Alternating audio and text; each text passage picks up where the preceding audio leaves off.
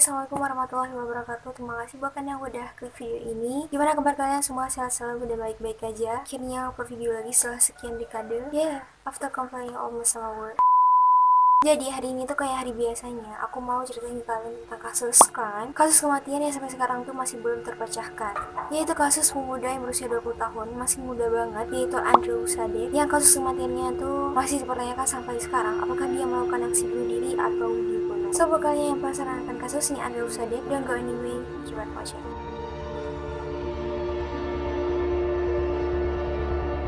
Lahir pada tanggal 22 November 1993 di Valley City, North Dakota, Amerika Serikat. Ibunya bernama Tammy dan ayahnya bernama John Savvy. Nah, kemudian dia dibesarkan di Roger, di sebuah daerah pertemanan milik kedua orang tuanya. Nah, menurut orang tuanya, si Andrew Sadek itu merupakan sosok yang suka sama alam. Dia suka bermain di permainan tempat orang tuanya bekerja, dan bahkan dia sering memancing di sana. Pokoknya dia tuh sering menghabiskan waktunya tuh emang bareng sama orang tuanya. Dan menurut gurunya dan orang-orang di sekitarnya, si Andrew itu digambarkan sebagai sosok yang dia pemalu. Dia itu emang gak pernah yang namanya membuat onar. Dia itu emang sosok yang berkepribadian baik hati, sopan, dan menghormati orang-orang di sekitarnya. Nah, si Andrew itu punya seorang kakak laki-laki yang sayangnya pada tahun 2005, kakak sesuatu yang dimilikinya meninggal dikarenakan kecelakaan di perlintasan rel kereta api. Ditabrak sama kereta api yang tidak ditandai dengan landasan jalan kereta api. Dan kematian kakaknya itu sangat berdampak besar kepada Andrew dan kedua orang tuanya. Nah, setelah lulus dari Valley City High School, si Andrew itu memutuskan untuk kuliah di North Dakota State College of Science di Wahpeton pada tahun 2012. Nah, untuk menjadi teknisi listrik. Nah, orang tuanya bilang selama si Andrew itu kuliah di sana, dia itu berubah menjadi sosok yang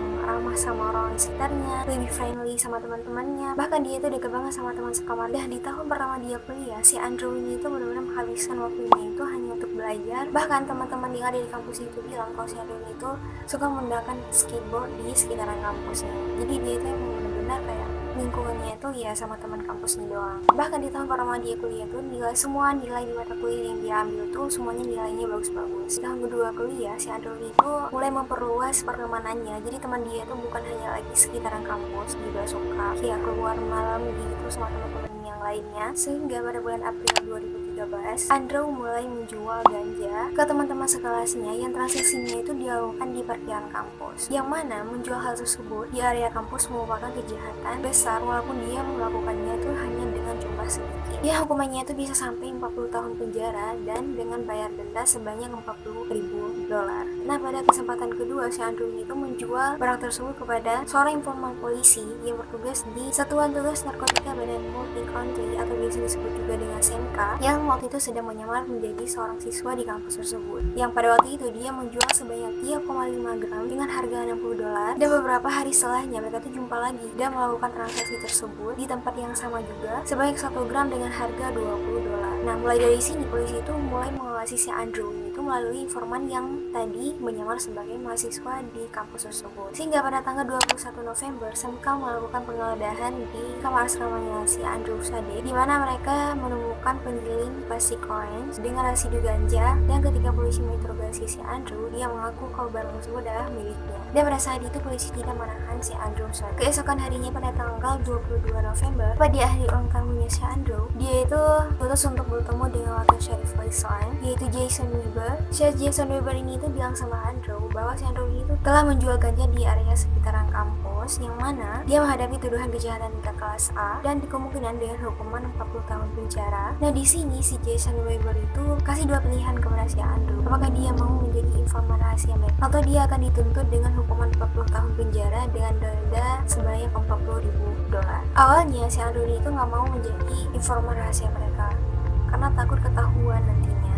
Karena kan untuk menjadi seorang informan rahasia itu konsekuensinya itu besar. Tetapi si Jason Weber ini itu bilang ke si Andrew kalau dia itu nggak perlu khawatir karena nggak akan ada yang tahu kalau kamu itu adalah informan rahasia kita tuh bakal jaga baik-baik identitas kamu. Ya, pada akhirnya si Andrew itu menyetujui daripada dia harus dihukum 40 tahun penjara, dia lebih baik lagi jadi informan polisi. Dan si Jason Weber juga bilang kalau si Andrew itu setidaknya tuh harus melakukan pembelian terkontrol setidaknya itu 2 kali dari satu orang penjual barang tersebut. Dan setidaknya dia itu harus membeli sebanyak 3 orang sebagai informan rahasia. Yang mana itu semua dia harus melakukannya sebelum dia itu naik ke semester selanjutnya. Sebenarnya si Andrew itu bukan sosok pengedar narkoba dalam jumlah yang banyak. Dan polisi juga nggak benar menangkap si Andrew saat itu. Jadi polisi hanya menggunakan kesempatan tersebut untuk menemukan lebih banyak lagi informasi tentang penjualan ganja tersebut. Jadi mungkin polisi ingin tahu siapa sih dalang dari balik semua ini. Nah, kemudian si Andrew melakukan pembelian pertamanya dengan membeli sebanyak separuh 4 ons, dan 2 bulan kemudian si Andrew melakukan pembelian kembali, yaitu separuh 8 ons dengan harga $60 yang transaksinya itu dilakukan di parkiran kampus. Dan beberapa hari kemudian dia melakukan pembelian kembali dengan orang yang sama dan mereknya yang sama juga. Dan setelah melakukan pembelian terakhir tersebut, si Andrew itu benar-benar memutuskan hubungannya itu dengan SMK. Bahkan dia itu memutuskan untuk melamar pekerjaannya menjadi tukang listrik di Wisma. Jadi dia itu memang benar-benar memutuskan hubungannya sama SMK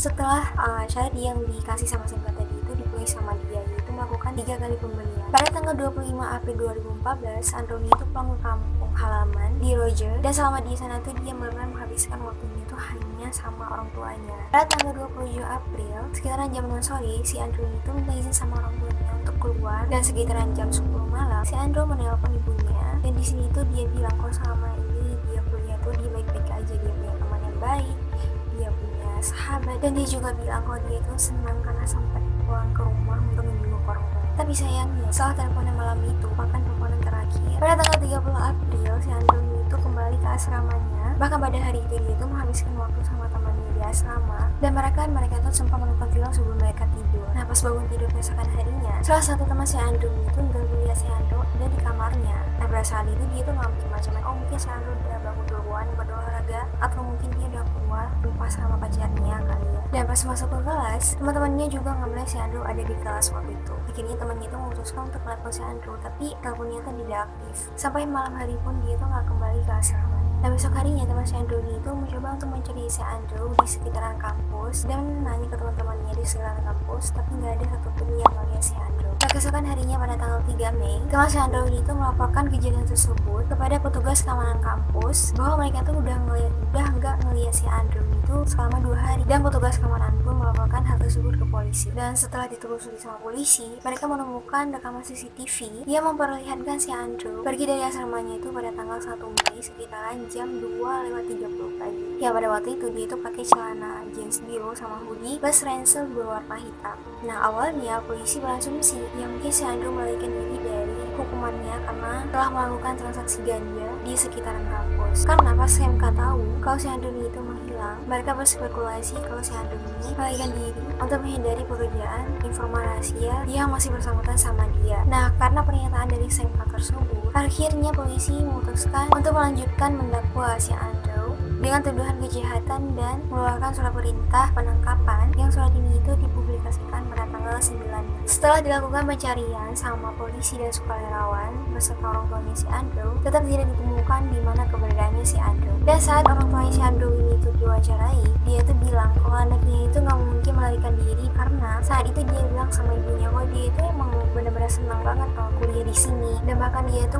dekat banget sama teman-teman di asramanya. Dia bahkan punya pacar yang sangat disayangi, dan bahkan dia itu punya cerita untuk mengambil nilai masternya. Jadi dia itu nggak mungkin mengorbankan semua cerita tersebut hanya untuk melarikan diri dari menjadi informan rahasia. 2 bulan kemudian, pada tanggal 27 Juni, tim polisi yang tengah melakukan latihan khusus menemukan mayat di Sungai Red dekat Minnesota, tepat di seberang Wahpeton. Dan setelah melakukan otopsi 2 bulan kemudian, penyidik dari North Dakota dan Minnesota merilis laporan otopsi yang menyatakan bahwa mayat tersebut adalah Andrew, dan penyebab kematiannya si Andrew dikarenakan luka tembak peluru kaliber 22 di kepalanya. Yang otopsi tersebut dilakukan melalui gigi untuk memastikan apakah itu Andrew atau bukan. Melalui pemeriksaan otopsi, polisi tidak mengetahui apakah luka tersebut disebabkan oleh dia sendiri atau enggak, dan bahkan beberapa tim penyelam yang melakukan pencarian pun tidak menemukan benda seperti pistol di sekitaran TKP. Tetapi saat ditemukan si Andrew, ini itu adalah pakaian yang berbeda dari terakhir kali dia menghilang yang dilihat dari CCTV. Dompetnya hilang, sama tas ransel hitamnya itu dipenuhi sama batu kerikil. Yang mana hal tersebut ini itu terlihat seperti pembunuhan yang pelakunya itu mencoba untuk menghilangkan bukti. Kan gak mungkin kasih Andrew tembak kelas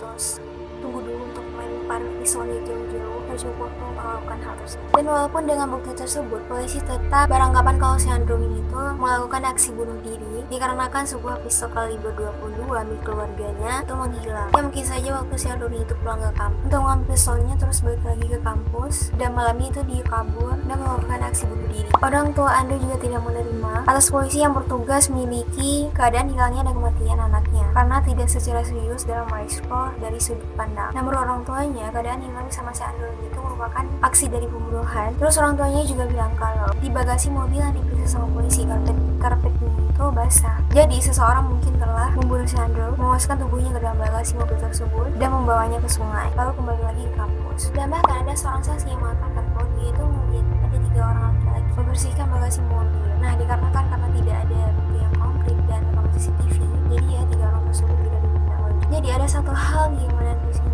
Ternyata ada kasus lain yang sama dialami dengan si Andrew Freddy, yaitu pada tanggal 7 Mei tahun 2008, seorang wanita yang bernama Rachel Hoffman yang berusia 3 tahun yang berasal dari Florida, dia itu ditangkap oleh polisi karena ditemukan obat terlarang di saat dia berkendaraan. Dan setelah diperiksa lebih lanjut, polisi menemukan ganja dan ekstasi di apartemennya si Rachel. Dan kasusnya ini itu sama kayak si Andrew, dikasih 2 pilihan sama polisi. Apakah dia mau menjadi informan rahasia mereka atau dia membayar dengan denda yang besar. Nah, akhirnya si Rachel ini itu memilih menjadi informan rahasia mereka dengan melakukan pembelian terkontrol yang diawasi sama polisi. Tetapi polisi tiba-tiba kehilangan jejaknya karena penjual tiba-tiba mengubah lokasi transaksi. Dan 2 hari kemudian, tubuh si Rachel ditemukan tidak bernyawa dengan luka tembak, dan keluarganya si Rachel mengajukan tuntutan tersebut atas kematiannya si Rachel. Ya, kata orang tuanya, waktu itu si Rachel bekerja sebagai informan rahasia mereka, tetapi tidak diberikan pelatihan secara khusus, dan dia juga tidak berpengalaman tentang senjata api. Dan kasus ini tuh tidak hanya dialami sama si Andrew dan si Rachel, hal serupa juga dialami oleh Thomas Darren yang berusia 18 tahun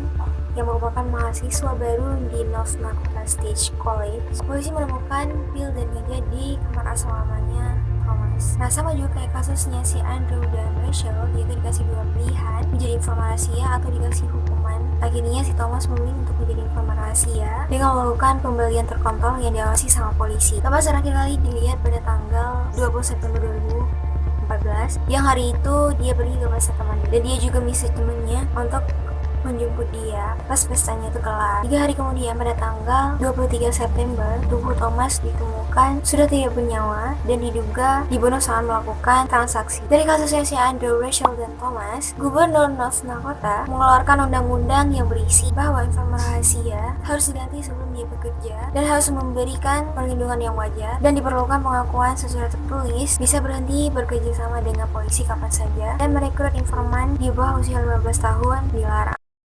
Kisah Andrew Freddy, gimana kalian guys? Apakah dia melakukan aksi bunuh diri atau dibunuh? Jangan lupa untuk komen di kolom komentar. So guys, cukup sampai di sini dulu videonya. Buat kalian yang suka ke video, jangan lupa untuk like, comment, dan subscribe. See you next video. Stay healthy and goodbye.